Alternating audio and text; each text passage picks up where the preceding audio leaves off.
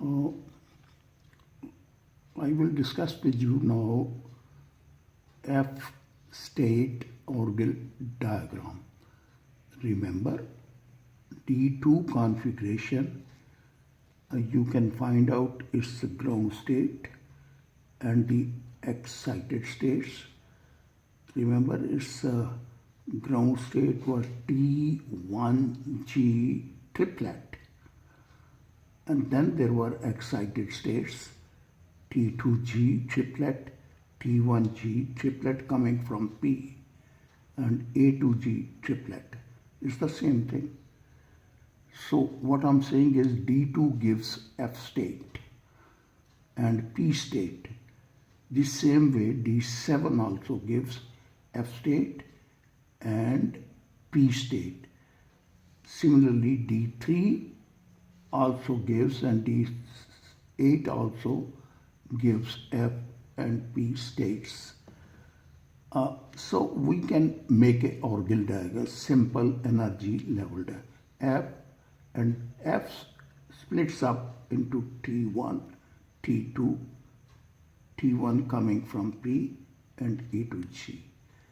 Okay, we are showing them on the right hand side. This is D2 octahedral, and therefore D8 should be on this side because that will be opposite. That will be opposite like this, DN, D2 and D8. So that will be, so if you will read it, I think you will understand. I have written on left side D2 and D7 tetrahedral are represented, and D3 and D8 octahedral are represented. They are opposite to that naturally. On right hand side is D3 tetrahedral, okay, this side, and D2 high spin and D7 octahedral. I am now coming to an extremely important diagram, and that is Tanabe-Sugano diagram. These two gentlemen, Tanabe and Sugano, they did a wonderful job. They calculated energies of various terms. When I say various terms, you understand it is S, P, D, F, okay? Energies of various terms as a function of octahedral ligand field. As a function of octahedral ligand field is this, delta octet this. And interelectronic. Not, we have been learning before only one thing, okay? Okay. How delta octahedral changes as the strength of the ligand changes. But now we never cared about this interelectronic repulsion parameter. So he included that. Okay. This B, I think you will learn later on, it is called as Raka parameter. This is called crystal field or ligand field parameter. This is also crystal field or ligand field. These diagrams allow calculations of all energy levels Dn, this is D1, D2, 3, 4 like system in the presence of ligand field parameter and interelectronic repulsion parameter B and C. In the next page, I have shown you this diagram. This is Tanabe-Sugano diagram. Please look at this. Energy divided by B, interelectronic. Here, again, delta octet, field divided by P. This was the work which they did. And when they plotted it, we get this, which we call as Tanabe-Sugano diagram. Rest of the things are the same. F splits into T1G triplet, T2G triplet, T1G triplet coming from P here, and A2G, okay, coming from F like this. Rest are the other, These are the triplet and the other are the singlets. So the Tanabe-Sugano diagram of D2, D3, D4 and all that is given. One of my student, MPhil student, he made this diagram in which we have small deviance. It is the same thing, E over B, okay, and this is delta octahedral over B.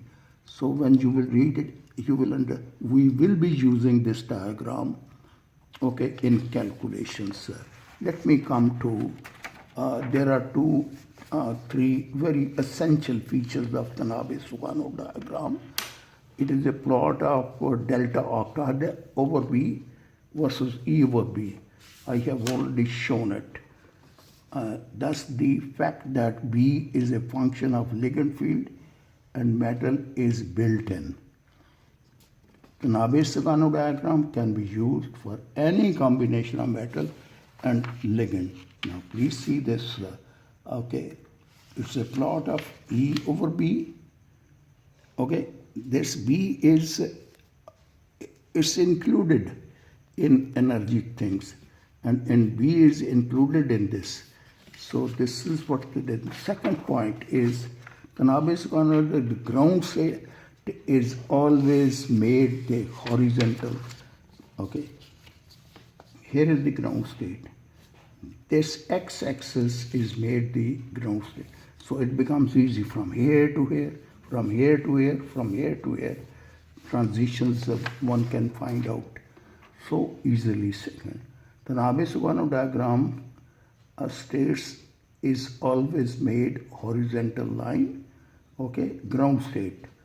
Thus, transition energies can be estimated by simply measurements of the base from the baseline. The Tanabe-Sugano diagrams can be used to predict absorption bands of the UV visible spectra of the coordination. Okay, here are some of the things which it can do. Ligand field splitting parameter, we can determine it. We can also interelectronic repulsion parameter, we can determine it. Ionic and covalent character, it is called beta. We can determine it. I'll explain it with the help of an example later on. But for the time being, it can do all. Tanabe-Sugano diagram can also be used to predict the strength of the ligand field, how much strong it is. That we can predict. And I think that is all. In a Tanabe-Sugano diagram, last one, the ground state is used as constant reference. Naturally, it is on the x-axis.